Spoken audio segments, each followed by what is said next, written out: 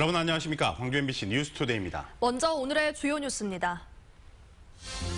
회고록을 통해 5.18과 광주의 명예를 훼손한 혐의를 받고 있는 전두환 씨가 검찰 소환에 응하지 않은 소식이 전해지자 각계의 분노와 비판이 쏟아지고 있습니다. 이번 지방선거에선 한 지역구에서 많게는 4명의 구의원을 뽑을 수 있을 것으로 보입니다. 소수 정당이나 정치 시민들의 기회가 커질 전망입니다. 민주당 이계호 의원이 전남지사 출마의 뜻을 접었습니다. 전남지사 경쟁이 한층 뜨거워질 전망입니다. 도박 빚을 갚지 않는다며 동료 외국인 노동자를 폭행해 숨지게 한 일당이 경찰에 붙잡혔습니다.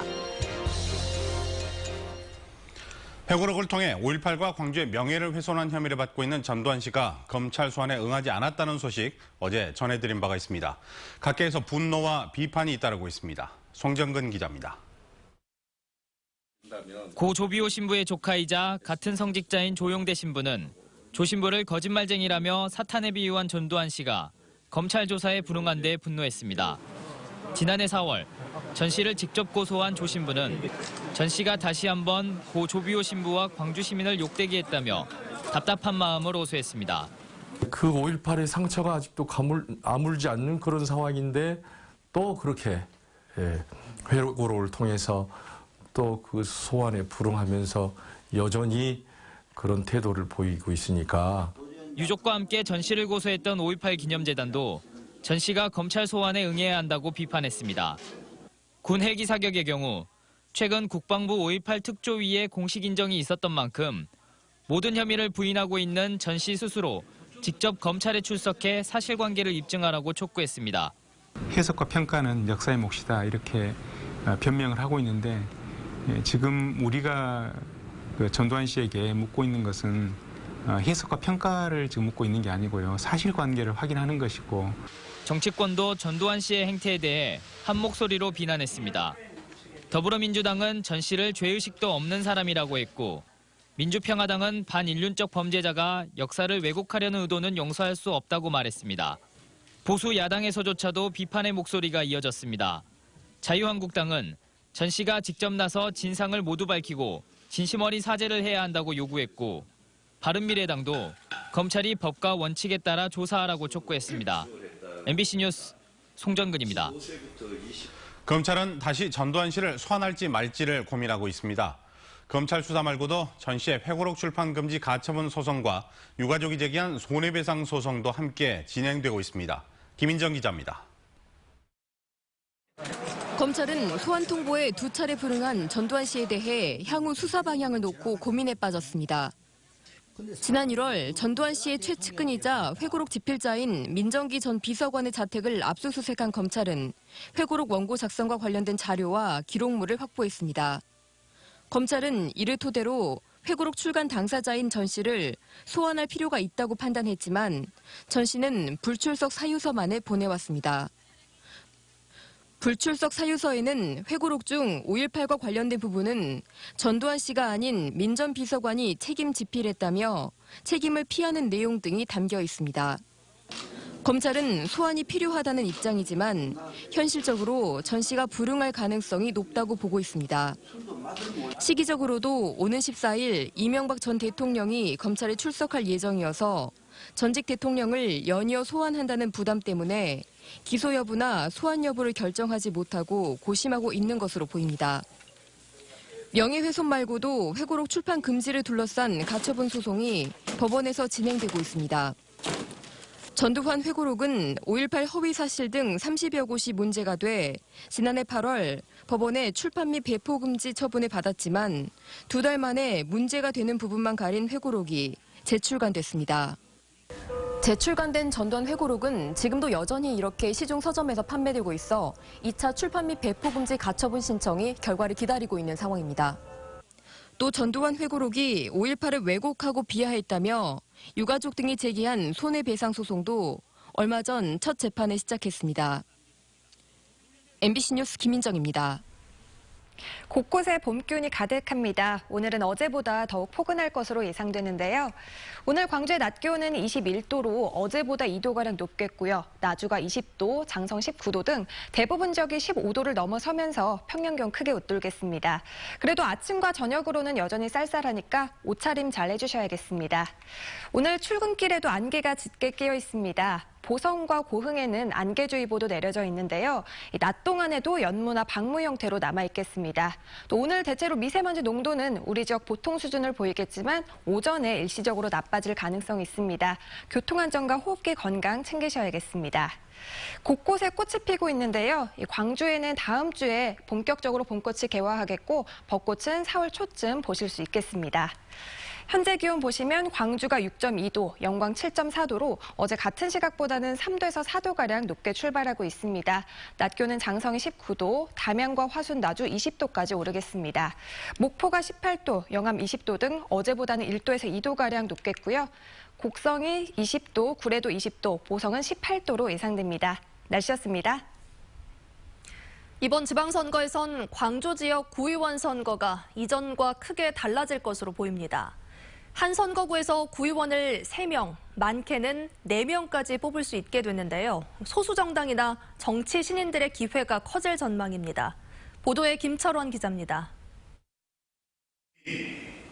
지난 주말 광주 지역 자치구 선거구 획정위원회가 구의원 선거구를 정해 광주시 의회로 넘겼습니다.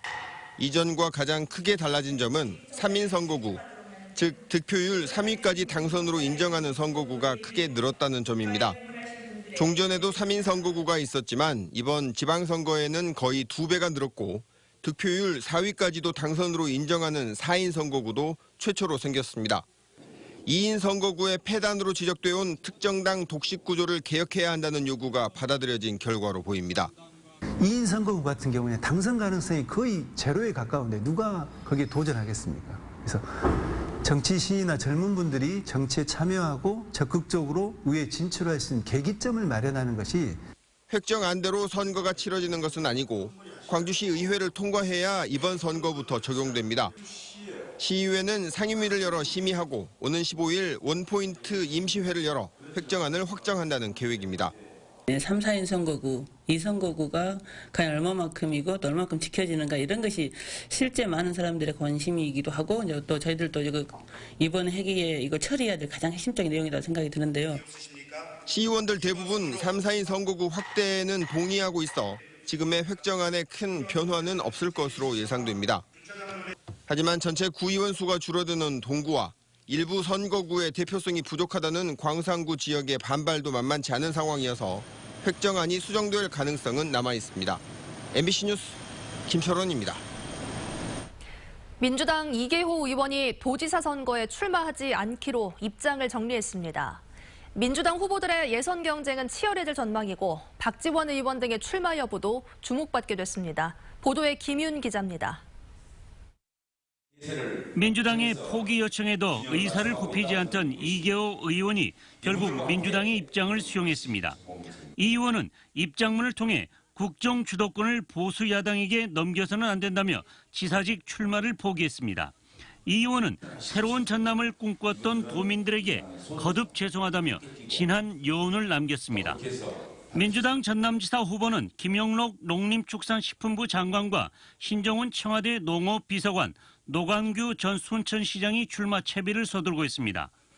장만채 전라남도 교육감은 오는 15일 공직을 사퇴하고 민주당에 입당한 뒤 경선에 뛰어들 전망입니다. 민주당 내 예선전도 치열할 전망이지만 평화당 박지원 의원이 나설 경우 본선도 만만치 않을 전망입니다. 바른미래당 주승용 의원이 출마를 포기하면서 사실상 1대1 승부가 될 공산이 크기 때문입니다. 한편 진보정당에서는 민중당 이성수 후보가 일찌감치 출마 선언을 했고 정의당에서도 후보를 낼 것으로 보여 득표율에 관심이 모아지고 있습니다. MBC 뉴스 김윤입니다. 양양자 민주당 최고위원이 광주시장 선거 출마를 선언했습니다. 양 최고위원은 낡은 기득권 정치를 깨고 반도체와 경제, 미래의 가치로 대한민국 최초의 여성 광역단체장이 되겠다고 포부를 밝혔습니다. 이른바 전략공천과 관련해 양 의원은 정정당당한 경선을 원한다며 여성 후보 전략 공천설과 거리를 뒀습니다. 광주 시민단체들이 주축이 된 혁신교육감 후보 시민경선이 3파전으로 치러지게 됐습니다. 광주 혁신교육감 시민경선 추진위에 따르면 어제 경선 후보 모집을 마감한 결과 정의곤 전 광주시의회 교육위원장과 이정선 전 광주교대 총장, 최영태 전남대 교수가 경선 참여를 신청했습니다. 추진위는 이번 주 안에 후보들과 경선 일정 등을 협의한 뒤 오는 19일 시민선거인단 모집을 시작할 예정입니다.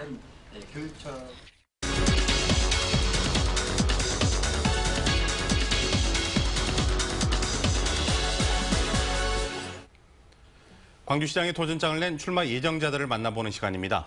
네, 오늘은 강기정 광주시장 예비후보와 함께하겠습니다. 안녕하십니까? 네, 안녕하십니까?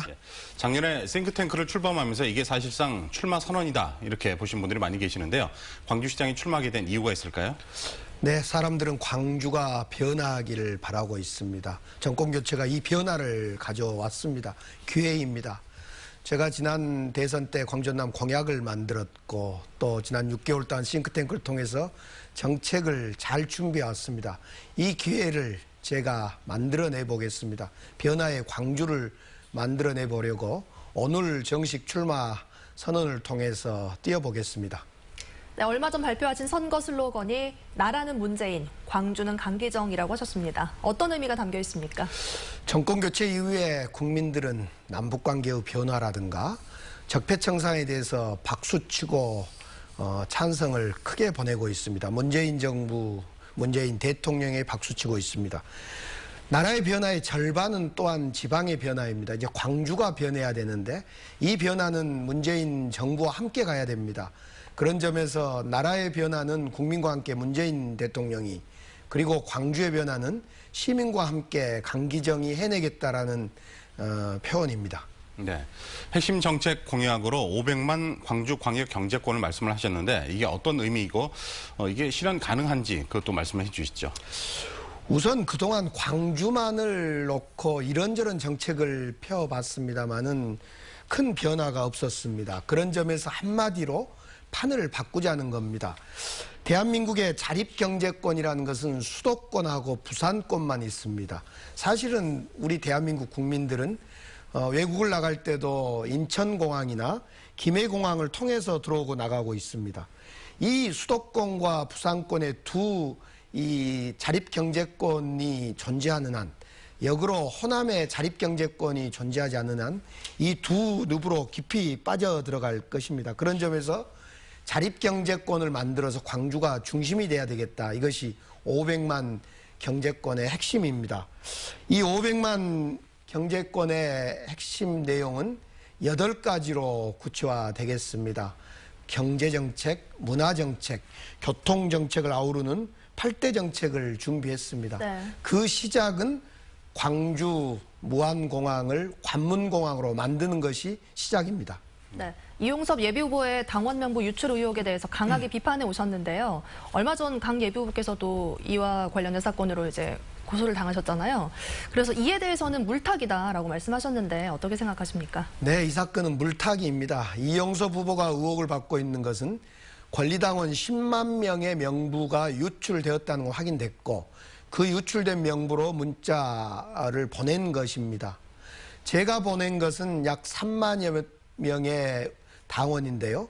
제가 지역위원장으로서 직접 제가 가지고 있는 명부입니다. 그런 점에서 한쪽 이용섭 후보가 의혹을 받고 있는 것은 10만 명의 권리당원 명부가 통째로 유출되어서 사용했다는 거고, 저는 제가 지역위원장으로서 북구 갑을 중심으로 가지고 있는 당원들에게 의례적인 문자를 보낸 것입니다. 그래서 저는 이 과정을 속속히 공개하고 검증받자. 그런데 저는 모든 명부를 다 공개했습니다. 이용섭 후보는 여전히 그 명부, 보낸 명부를 공개하지 않고 어디에서 명단을 취합했는지를 내놓지 않고 있습니다. 알겠습니다. 저는 조금이라도 불법 의혹이 있으면 즉각 예비후보를 사퇴하자라고 제안했습니다. 네, 알겠습니다. 자, 본인의 가장 큰 경쟁력이 무엇인지 간단하게 말씀해 주시죠. 첫째는 강한 추진력입니다. 둘째는 문재인 정부하고 소통 능력입니다. 셋째는 민주당과 함께하는 네트워크입니다. 네. 저는 준비된 후보입니다. 알겠습니다. 오늘 나와주셔서 감사의 말씀드립니다. 고맙습니다. 동료 외국인을 납치한 다음 감금 폭행에 숨지게 한 일당이 해경에 붙잡혔습니다. 도박 빚을 갚지 않았다는 이유에서였는데 피의자들은 조사 과정에서 살해 의도는 없었다고 주장하고 있습니다. 조희원 기자입니다. 전남 고흥군 도화면의 한 해수욕장. 지난 1일 오후 2시쯤 이곳에서 베트남인 31살 응우엔 씨가 알몸으로 숨진 채 발견됐습니다. 피의자는 응우엔 씨와 잘 알고 지내던 베트남인 2명과 54살 조모 씨 등 한국인 4명. 이들은 지난 24일 저녁 응우엔 씨를 흉기로 위협해 숙소에서 6km 떨어진 해수욕장 인근 주차장으로 납치한 다음 2시간에 걸쳐 수차례 폭행했습니다. 이들은 이어 폭행 과정에서 응우엔 씨가 숨지자 바다에 사체를 유기한 혐의도 받고 있습니다. 해경 조사 결과 이들은 응우엔 씨로부터 도박빚 1,700만 원을 받지 못하자 범행을 저지른 것으로 드러났습니다. 피의자들은 경찰 조사에서 응우엔 씨가 폭행을 피하려다 바다에 뛰어든 것일 뿐 살해할 의도는 없었다고 주장했습니다. 사전에 없다, 집으로 간 것 같다. 살해 혐의는 아예 부인하시는 건가요? 그 후로는 저는 상상을 못했습니다. 하지만 응우엔 씨 부검 결과 폐와 기도에서 익사자 평균보다 많은 양의 모래가 검출돼 살해 가능성에 무게가 실리고 있습니다. 해경은 조사를 마무리한 뒤 조만간 이들을 기소 의견으로 검찰에 송치할 예정입니다. MBC 뉴스 조희원입니다. 음주운전을 한 현직 경찰관이 잇따라 적발됐습니다. 광주지방경찰청에 따르면 지난 1일 광주 용봉 나들목에서 광주 남부경찰서 소속 A경위가 면허 취소 수치인 혈중 알코올 농도 0.11% 상태로 운전을 하다 단속에 적발됐습니다. 또 지난 9일에는 광주 서부경찰서 지구대 소속 B경위가 자신의 아파트 주차장에서 면허 정지 수치인 혈중 알코올 농도 0.074%인 상태에서 운전을 하다 주차된 차량을 들이받아 입건됐습니다.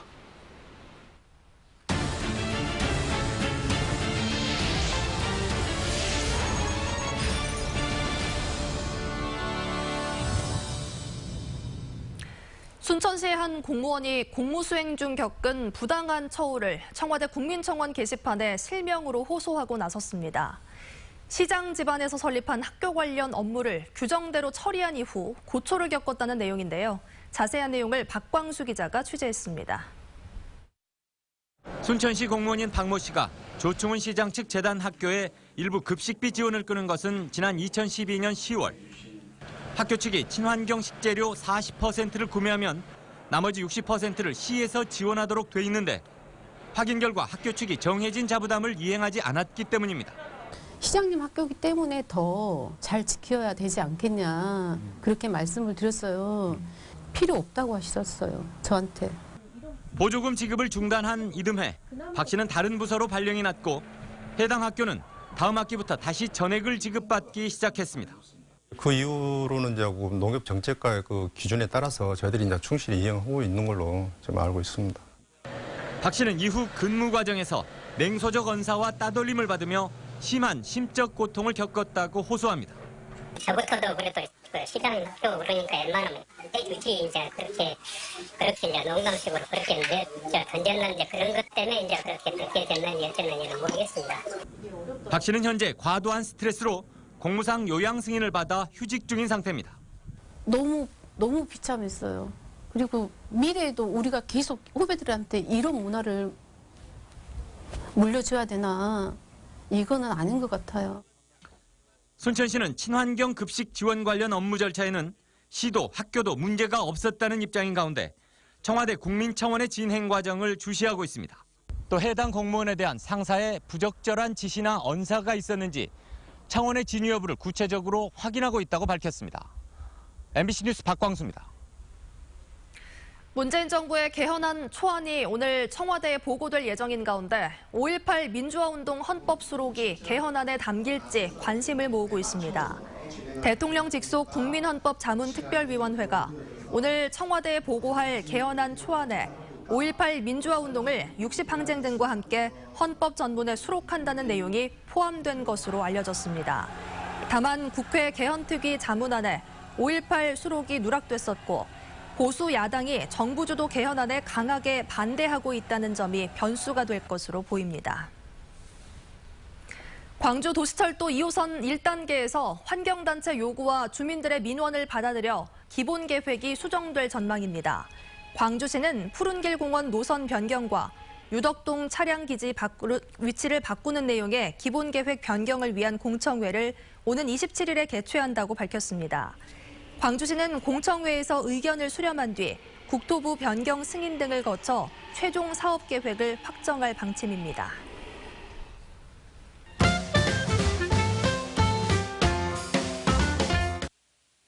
날씨가 풀리면서 도로 곳곳에 움푹 파인 포트홀 때문에 많이 놀라시죠? 지자체들이 긴급 보수반을 편성해서 다음 달까지 도로 덧씌우기 작업을 진행합니다. 전화 120이나 SNS, 밴드 등을 통해 시민들의 제보도 받는다고 합니다. 화순적벽 버스투어가 오는 24일부터 재개됩니다. 올해는 특히 무렴정과 김삿갓 시비로 유명한 무렴적벽이 관광 코스에 새롭게 포함됐는데요. 이에 따라 투어 시간은 종전 3시간에서 3시간 40분으로 늘어나고요. 인터넷으로 사전 예약 후 즐길 수 있습니다. 광주 출신의 중국 혁명음악가인 작곡가 정율성의 생애가 영화로 펼쳐집니다. 중국과 호주 한국영화사가 합작으로 제작하는 영화 예나는 정율성의 이상과 예술세계 등을 조명하는 내용인데요. 지난주 광주 전남의 배우를 대상으로 오디션을 치렀습니다. 오는 5월부터 광주와 전남, 중국 예난 등으로 가며 촬영이 진행되고요. 한국에서는 내년 초에 개봉할 예정입니다. 점집으로 사용되던 공간이 복합 문화공간으로 다시 태어났습니다.